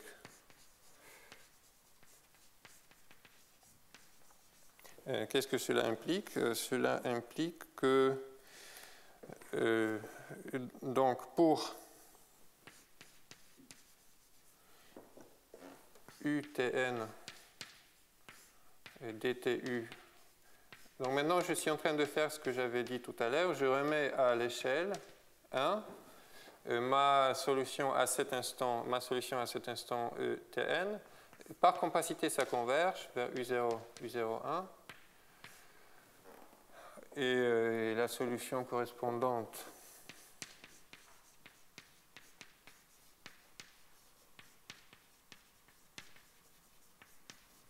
U, correspondante à la donnée initiale, à cette donnée initiale.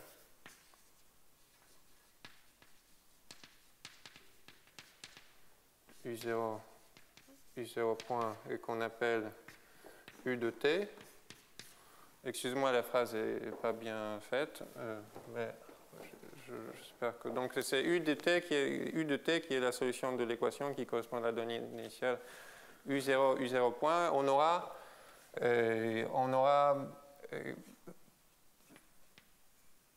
intégrale de 0 à t de intégrale 0 infini dt u carré RdR. Ah, mais je ne peux pas avoir deux solutions différentes qui les deux s'appellent de la même manière. Excusez-moi, V.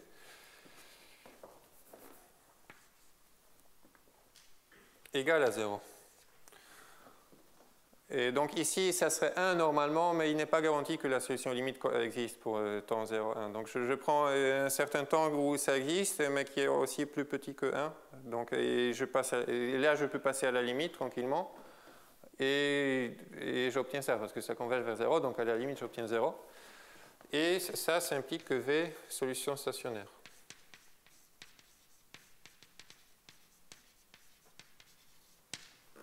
Et ça,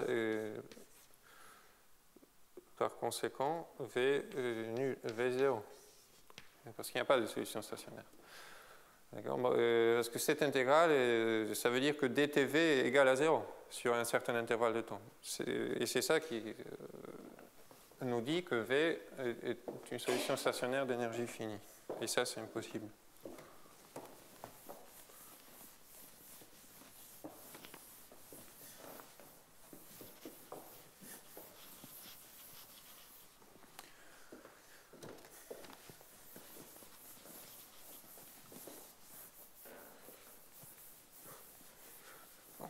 C'est ce qui nous débarrasse d'un des cas possibles.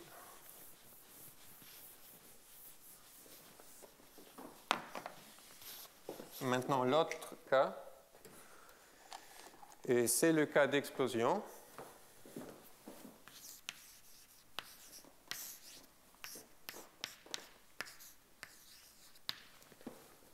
Et dans ce cas-là, dans ce cas-là, donc il y a ce cas, il est difficile. Il est très difficile. On ne va pas tout faire. Je n'ai pas le temps. Mais l'étape essentielle, c'est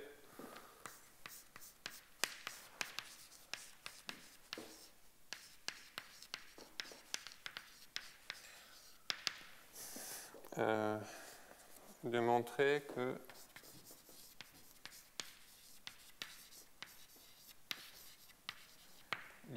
limite quand t tend vers t+, c'est de lambda t divisé par t plus moins t, c'est égal à 0.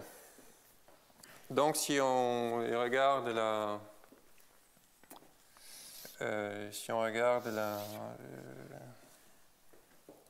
la solution, elle explose. Alors on peut voir qu'elle doit exploser en temps 0. Ça, je n'ai pas démontré.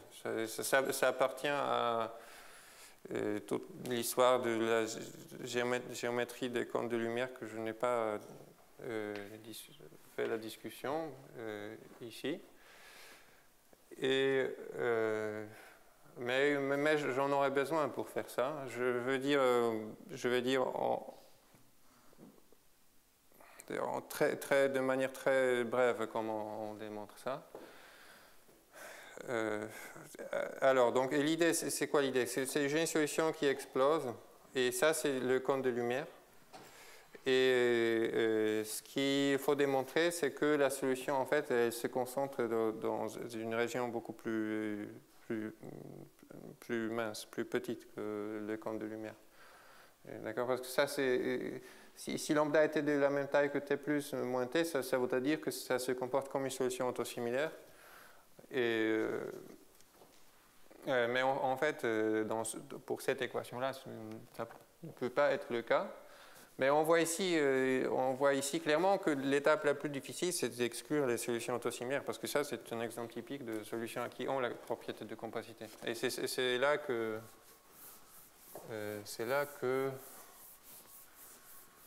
c'est fait. Ici, maintenant. C'est fait maintenant.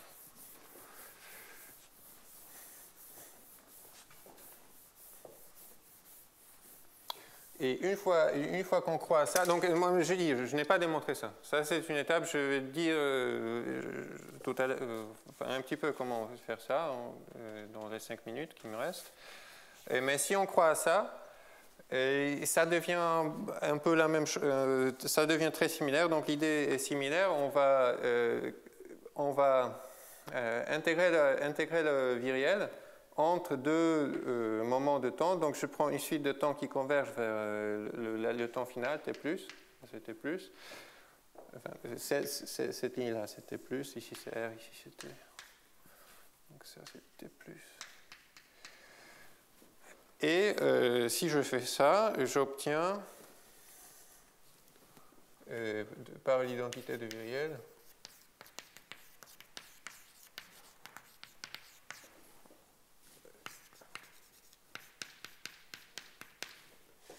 T+, donc encore une fois la moyenne, T plus moins T, de l'intégrale en temps de dTu au carré, R dr, c'est 0. Alors pourquoi ça? Parce qu'on prend, donc si on regarde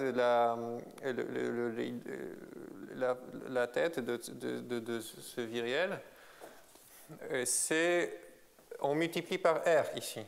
Donc on multiplie par R, et si la solution vit sur une échelle qui est beaucoup plus petite que T plus moins T, ça revient à multiplier quelque chose qui est borné par l'énergie, par Cauchy-Schwarz, par quelque chose qui est beaucoup plus petit que T plus moins T. Donc après, je divise par T plus moins T et ça converge vers 0. Donc c'est la raison. Mais c'est essentiel de savoir que ça vit sur une échelle qui est beaucoup plus petite que T plus moins T. Donc c'est ça qui se traduit en fait que si je multiplie par R ici, bon, vous voyez R, c'est ce R ici. Et R, il est là où il est significatif, donc là où la solution a l'énergie, c'est sur des échelles qui sont de taille lambda. Et lambda est beaucoup plus petit que T plus moins T. Donc après, je divise ça par T plus moins T, j'obtiens quelque chose qui converge vers 0. Et une fois qu'on a ça, la fin de la preuve, c'est la même que dans le cas précédent. Donc je prends une suite et après, exactement la même. Eh bien. Donc si on croit à ça, la preuve est finie du théorème. Pourquoi c'est vrai? J'ai 7 minutes. Alors, donc ça, c'est basé sur donc, en fait, ça c'est le cœur des résultats de la théorie de... Non, je ne sais pas qu'est-ce qui est le cœur de cette théorie, mais ça, c'est un élément important de la théorie de bubbling, donc des mots de étoiles. De Chattat et Tavidar-Zadeh.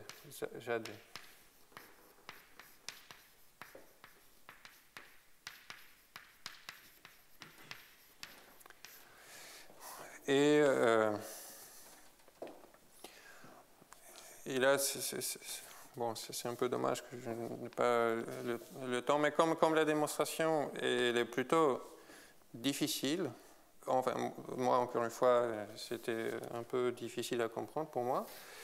Je vais essayer, mais je ne vais pas la faire, mais j'espère vous donner une idée qui, éventuellement, peut-être pourrait vous aider à comprendre la démonstration. C'est... donc, tout est basé sur un dessin. Sur un dessin qui est le suivant.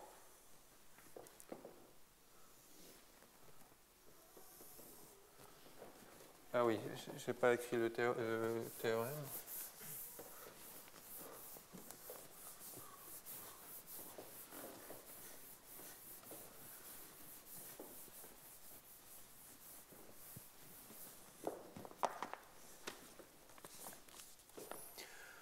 Donc, théorème, c'est que si j'ai une solution U explose en T+, qui est strictement plus petit que l'infini, et j'ai lambda qui appartient à 0,1, alors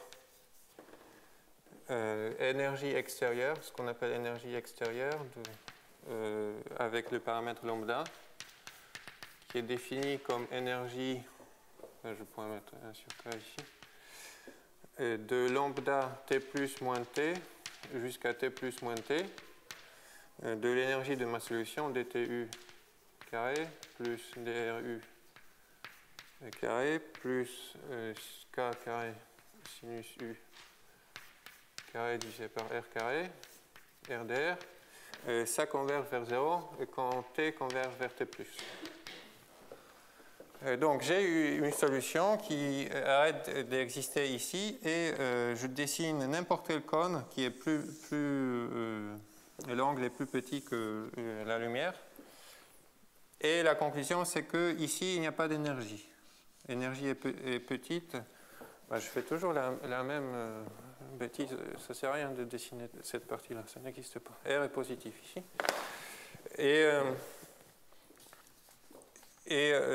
Alors, donc, c'est basé sur ce qu'on appelle calcul du flux. Oui, c'est ça. Et l'idée, c'est que si je définis E, donc densité de l'énergie,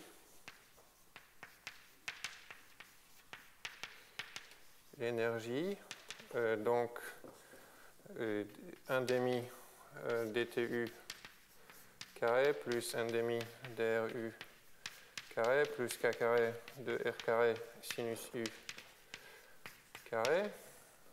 J'ai M qui est sorte de densité du moment, c'est juste dR U dTu. Alors le RE est moins RM est de divergence nulle.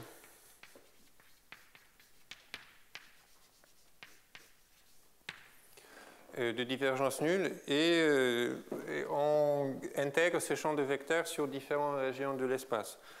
Et une région qui est très bien à utiliser, c'est des triangles comme ça.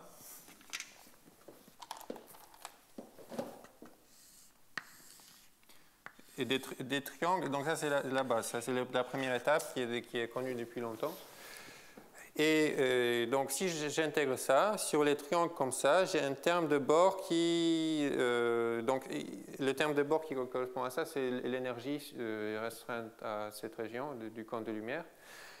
Après, ici c'est 0 parce que tout est 0 sur cette partie.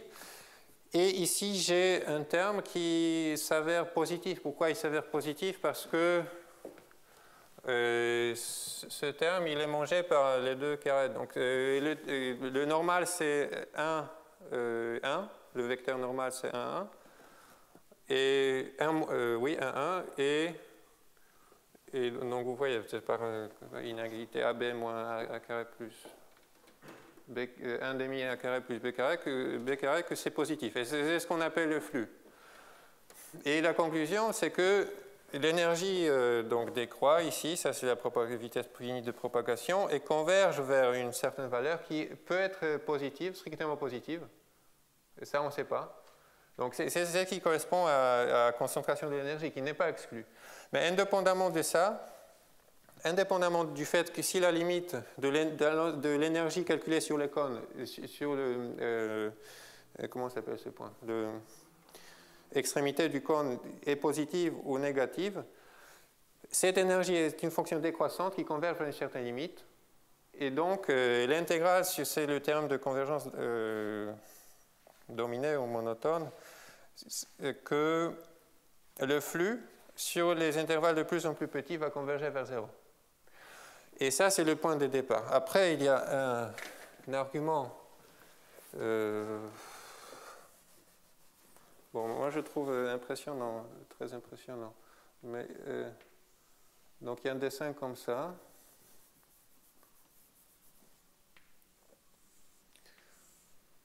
Voilà. Donc l'intuition, c'est que tout ce qui se passe sur cet intervalle, sur ce bord du cône, c'est facile. C'est la petitesse du flux qui nous permet de conclure. Après, il faut qu'on estime ça.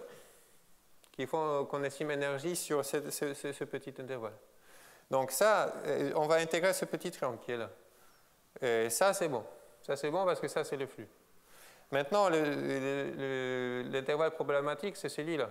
Ici, on ne sait pas du tout parce que si on converge ici, ça va bouger et donc il n'y a pas de raison que ce soit petit. Donc, ce qui se passe, c'est que ici, on s'éloigne un petit peu jusqu'à une certaine distance. Et maintenant, si je fais bouger ça jusqu'à l'extrémité du cône, ça va se raccourcir et ici, les termes de bord vont devenir petits par le Lebesgue, encore une fois. Et là, donc, donc après, quand je fais bouger ça, mais je garde ici fixe, ça devient de plus en plus mince comme ça. Donc ici, ça devient petit, à ce bout-là, il devient petit. Après, l'histoire, c'est de propager ça jusqu'ici. Et pour ça, on écrit des inégalités différentielles. On utilise les bonnes coordonnées. Donc, on n'utilise pas RT, mais les coordonnées R plus T et R moins T. Et ça fait qu'on ne perd pas de dérivée quand on calcule les bonnes quantités. Et ça permet, en jouant dans les deux directions, de effectivement propager la petite s ici jusqu'ici. Donc je vais m'arrêter là, mais bon, je pourrais te donner des détails individuellement si vous êtes intéressé de cette preuve. Et bon, je vais m'arrêter la prochaine fois. Donc je considère que c'est fini. J'ai fini la démonstration de ce théorème, que j'ai annoncé, donc les termes que borné dans l'énergie implique scattering, et la prochaine fois, je vais parler de l'interaction des bulles, donc de la bondulation. Merci.